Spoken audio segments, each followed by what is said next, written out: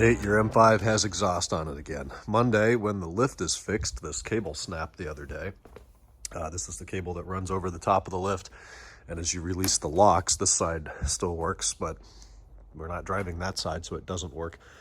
We're able to raise the car manually, or raise the car with the motor, and then manually shove a piece of wood in there to hold the lift out, so it's not totally stuck on here. But he was supposed to come yesterday and then today, and now it's Monday, so we'll see.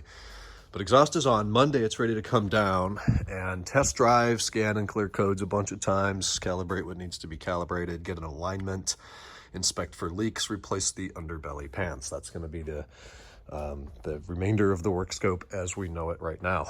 Bunch of work on Black Betty today. Where is it? Here, right in front of me. Struts are on, everything's torqued down, interior's reassembled, seat and parcel shelf, trunks put back together, all that sort of fun stuff. And then we moved on to an oil change. He's going to be driving the car to Florida, and the red light was on the dash. We have no records, so better safe than sorry. The brake fluid is black. I'll have to discuss that with the owner. It needs front control arms, it needs rear control arms, it needs tie rods, it needs links. There's still a lot to do here. And we've done a lot. We've replaced a bunch of window regulators, resealed door vapor barriers, kind of a bunch of stuff, cosmetic and mechanical already, but there's just that much more to go, unfortunately. The dashboard finisher over there on the passenger side, you can't see very well from here, but it's all cracked up. Looks like someone punched it. The problem is you'll never find one that matches, even if it's the same kind and the same part number, same wood grain.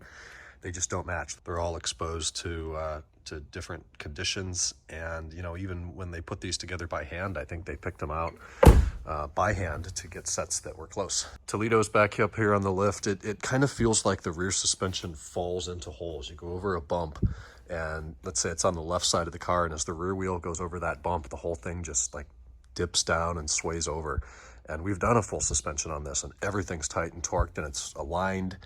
I'm suspecting rear stabilizer links, but I'm not really sure what else we have to do here. We've got to check tire pressures, get it back out on the road, and maybe have the alignment checked again. Maybe they didn't get something right. So here's one of these new cars that came in. This is a 2000 E39 540, titanium silver with a black sport interior. It's locked right now, and the battery's disconnected, so I'll need the key to get in. It's a 6-speed car, and it's owned by what I would consider to be a hyper enthusiast, just north of here, about 20 miles. And it's here for a couple things. It's going to get motor mounts, clutch slave cylinder, brake lines, brake hoses, and then more importantly, he heard a noise when he was driving it, and it's got like 177,000 miles or something like that, so it's kind of a high miler. But the timing chain has considerable play in it. So here comes number 2, chains and guides and everything associated with that. We'll be digging in once we receive a parts deposit, get Nate's car out of here, get the 2 530s out of here, and this M5. We've got to take that, the pillars, headliner, and shelf, get those down to the sublet. So he's in line behind all that. And then the 525 is still out back. I'll get you a clip on that next week as we start shuffling things around and getting cars out of here. The fuel system car is picked up, and the owner seems happy. It's going over 5,000 RPM without problems now. He was under the impression he had a quarter tank of gas and couldn't figure out why it was misfiring over 5,000 RPM. Well, the tank was empty, and then it died, so that was his problem. We just had to fix the level sender. All right, Friday night, Larissa and I are going to, what is it, Naughty Barrel. That's become our tradition. Got to pack up the rest of my stuff, get out of here, enjoy a nice dinner. Tomorrow morning is a CCA car show that I think we're going to try to go to. It's like a mile from the house. It's right there, so it's kind of a no-brainer. I'll talk to you guys tomorrow from Cars and Coffee.